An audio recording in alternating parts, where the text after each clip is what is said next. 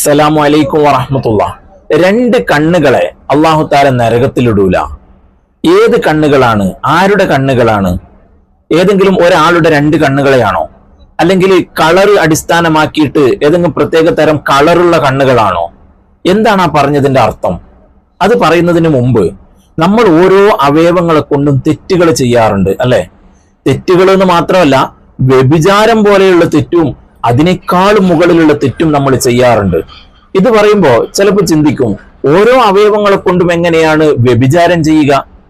എന്നാൽ മനസ്സിലാക്കേണ്ടത്, വെറും ഗുഹ്യസ്ഥാനം കൊണ്ട് മാത്രമല്ല വ്യഭിചാരം ചെയ്യുക. ഓരോ അവയവങ്ങളെ കൊണ്ടും വ്യഭിചാരമുണ്ടെന്ന് അഷ്റഫുൽ ഖൽഖ് ത്വാഹ റസൂലുള്ളാഹി സ്വല്ലല്ലാഹു അലൈഹി വസല്ലമ തങ്ങൾ പഠിപ്പിക്കുന്നുണ്ട്. കണ്ണിന്റെ വ്യഭിചാരം, പുരുഷനാണെങ്കിൽ അന്യ സ്ത്രീയെ നോക്കൽ കണ്ണിന്റെ വ്യഭിചാരമാണ്. അന്യ സ്ത്രീയാണെങ്കിൽ അന്യ പുരുഷനെ നോക്കൽ കണ്ണിന്റെ വ്യഭിചാരമാണ്. കൈയുടെ വ്യഭിചാരം, പുരുഷനാണെങ്കിൽ അന്യ സ്ത്രീയെ പിടിക്കുക, അന്യ സ്ത്രീയാണെങ്കിൽ അന്യ പുരുഷനെ പിടിക്കുക, അത് കൈയിന്റെ വ്യഭിചാരമാണ്. ഇങ്ങനെ ഓരോ അവയവങ്ങൾക്കും വ്യഭിചാരമുണ്ട്. എന്നാൽ നമ്മുടെ നാവ് കൊണ്ട് വ്യഭിചാരത്തിനേക്കാളും വലിയ കുറ്റം നമ്മൾ ചെയ്യുന്നുണ്ട്. എന്താണത്? അൽ ഗീബത്തു അശദ്ദു മിനസ് സിനാ.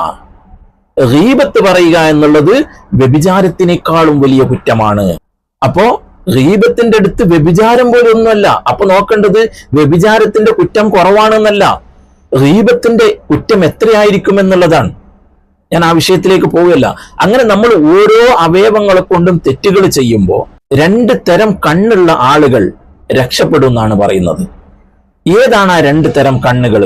നമുക്കൊക്കെ വളരെ പ്രിയപ്പെട്ട വാളിന്റെ ആ ഒരു ശൈലി കൊണ്ട് നമ്മുടെയൊക്കെ ഹൃദയം കീഴടക്കിയ ബഹുമാനപ്പെട്ട അനസ് അമാനി ഉസ്താദ് പുഷ്പഗിരി ഉസ്താദ് പറയുന്നുണ്ട്. നമുക്കൊന്ന് കേട്ടു നോക്കാം. രണ്ട് കണ്ണുകൾക്ക് അള്ളാഹു നരകം കൊടുക്കൂല. ഒന്ന്, അള്ളാഹിന്റെ മാർഗത്തിൽ ഉറക്കൊഴിഞ്ഞ കണ്ണുകൾ, നല്ല കാര്യത്തിന് വേണ്ടി ഉറക്കൊഴിയുന്നവരുണ്ടാവും, ദീനി കാര്യങ്ങൾക്കൊക്കെ വേണ്ടി. എന്താ ഉസ്താദ് പറഞ്ഞത്? ഒന്നാമത്തെ കണ്ണ് എന്ന് പറയുന്നത് അള്ളാഹുവിന്റെ മാർഗത്തിൽ ഉറക്കമൊഴിഞ്ഞ കണ്ണാണ്. അള്ളാഹുവിന്റെ മാർഗത്തിൽ ഉറക്കമൊഴിഞ്ഞത് എന്ന് പറയുമ്പോൾ ഒരുപാട് മുതഅല്ലിമീങ്ങള് ഇൽമ പഠിക്കാൻ വേണ്ടി ഉറക്കമൊഴിയുന്നുണ്ട്. ഒരുപാട് ഉസ്താദുമാര് ഇൽമ പറഞ്ഞു കൊടുക്കാൻ വേണ്ടി ഉറക്കമൊഴിയുന്നുണ്ട്. ഒരുപാട് ആളുകൾ വഅ്ള് പരിപാടികൾ കേൾക്കാൻ വേണ്ടി ഇൽമ പഠിക്കാൻ വേണ്ടി വന്നിട്ട് ഉറക്കമൊഴിയുന്നുണ്ട്. ആ വഅ്ളിന്റെ പരിപാടിക്ക് വേണ്ടിയിട്ട് ഒരുപാട് ആളുകൾ ദിവസങ്ങളോളം ഉറക്കമൊഴിയുന്നതുണ്ട്. കാരണം അവിടെ പറയുന്നത് ഇൽമാണ്.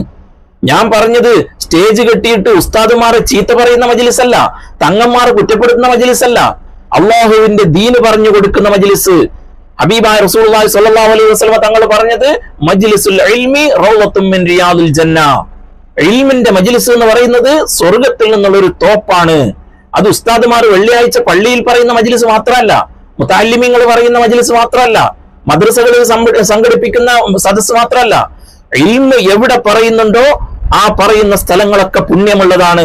അതിനുവേണ്ടി ഉറക്കമൊഴിയുന്നുണ്ടോ അത് അള്ളാഹുവിന്റെ മാർഗത്തിലുള്ള ഉറക്കമൊഴിയലാണ്. അതുപോലെ തന്നെ അള്ളാഹുവിന് വേണ്ടിയിട്ടുള്ള എല്ലാ തരത്തിലുള്ള ഉറക്കമൊഴിയലും അതിൽപ്പെട്ടത് തന്നെയാണ്. അങ്ങനെയുള്ള കണ്ണുകളെ അള്ളാഹു തആല നരകത്തിൽ ഇടൂല. രണ്ടാമത്തത്, അള്ളാഹുവിനെ ഓർത്ത് കരഞ്ഞ കണ്ണുകൾ. വഫാത്തായിട്ട് നോക്കുമ്പോ ഓരോ കവിൾത്തടത്തിൽ ഇങ്ങനെ കറുത്ത ചാലുകൾ ഉണ്ടായിരുന്നു. അള്ളാഹിനെ ഓർത്ത് കരഞ്ഞ കാരണം കൊണ്ട്. അള്ളാഹുവിനെ ഓർത്തുകൊണ്ട് ഒരു മുഅ്മിനിന്റെ കണ്ണെന്ന് ഒരു തുള്ളി കണ്ണീര് വീണാൽ ഖൈറുൽ ലഹു മിനദ് ദുനിയ വമാ ഫീഹാ. ഈ ലോകം മുഴുവനും കിട്ടുന്നതിനേക്കാൾ വലിയ പ്രതിഫല അവൻക്ക് അള്ളാഹു കൊടുക്കുക. ഒരു വർഷം ഇബാദത്ത് ചെയ്ത പ്രതിഫല ഒറ്റ തുള്ളി കണ്ണീര് വീണാൽ. രണ്ടാമതായി പറഞ്ഞത് അള്ളാഹുവിനെ ഓർത്ത് കരഞ്ഞ കണ്ണുകൾ.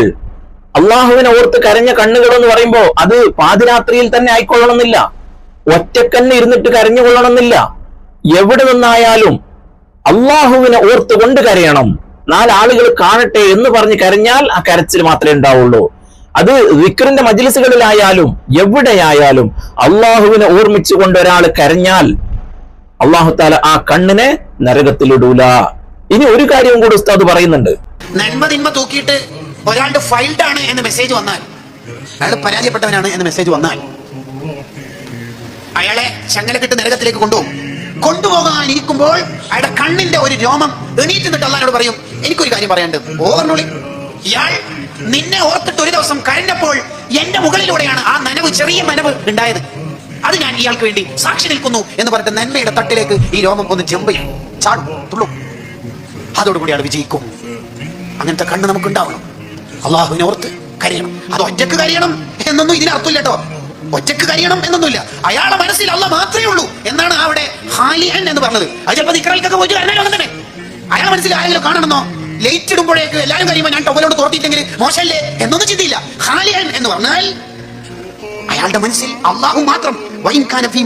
അയാൾ ഒരു ദിക്റൽക്കിന്റെ ഇടയിലോ സ്വലാത്ത് മജ്ലിസിന്റെ ഇടയിലോ ആണെങ്കിലും അയാളുടെ മനസ്സിൽ അള്ളാഹ് മാത്രം. അങ്ങനെ കാരണം ഒരു തുള്ളി വീണാൽ അയാൾക്ക് അർശിന്റെ തണൽ കിട്ടും. അതായത് നാളെ മഹ്ശറിൽ ഒരാളെ കൊണ്ടുവന്നിട്ട് അദ്ദേഹത്തിന്റെ നന്മ തിന്മകൾ തൂക്കിയിട്ട് തിന്മ കൂടുതലാവുകയും അദ്ദേഹത്തിനെ നരകത്തിലിടാൻ വേണ്ടി കൊണ്ടുപോവുകയും ചെയ്യും. ആ കൊണ്ടുപോകുന്ന സമയത്ത് അദ്ദേഹത്തിന്റെ കണ്ണിന്റെ പുരികത്തിൽ നിന്നുള്ള ഒരു മുടി അത് പറയുമത്രേ, പടച്ച റബ്ബേ, ഇദ്ദേഹം നിന്നെ ഓർത്തുകൊണ്ട് കരഞ്ഞിട്ടുണ്ട്. അങ്ങനെ കരഞ്ഞ സമയത്ത് കണ്ണിൽ നിന്നും കണ്ണുനീര് വന്നിട്ട് ഞാൻ നനഞ്ഞിട്ടുണ്ട്, അതുകൊണ്ട് ഞാൻ അദ്ദേഹത്തിന് ഗുണമായി സാക്ഷി നിൽക്കുന്നു എന്ന് പറഞ്ഞിട്ട് ആ കണ്ണിന്റെ പുരികത്തിന്റെ ഒരു മുടി അത് പോയിട്ട് അദ്ദേഹത്തിന്റെ നന്മയുടെ തുലാസിൽ നിൽക്കുകയും ആ സമയത്ത് അല്ലാഹു തആല അതിന്റെ ഭാരം കൂടുതലാക്കി കൊടുക്കുകയും അദ്ദേഹത്തെ സ്വർഗത്തിലിടുകയും ചെയ്യുമെന്നാണ്. അല്ലാഹു തആല നമ്മെ എല്ലാവരെയും നന്നാക്കി തരുമാറാവട്ടെ. ഒരുപാട് ഇബാദത്തുകൾ അല്ലാഹുവിനിക്ക് ഇഖ്ലാസോട് കൂടി ചെയ്യാനുള്ള തൗഫീഖ് നമുക്ക് എല്ലാവർക്കും അല്ലാഹു തആല നൽകുമാറാവട്ടെ. ആമീൻ യാ റബ്ബൽ ആലമീൻ. ദുആ വസിയത്തോടു കൂടി അസ്സലാമു അലൈക്കും വറഹ്മത്തുള്ളാഹി.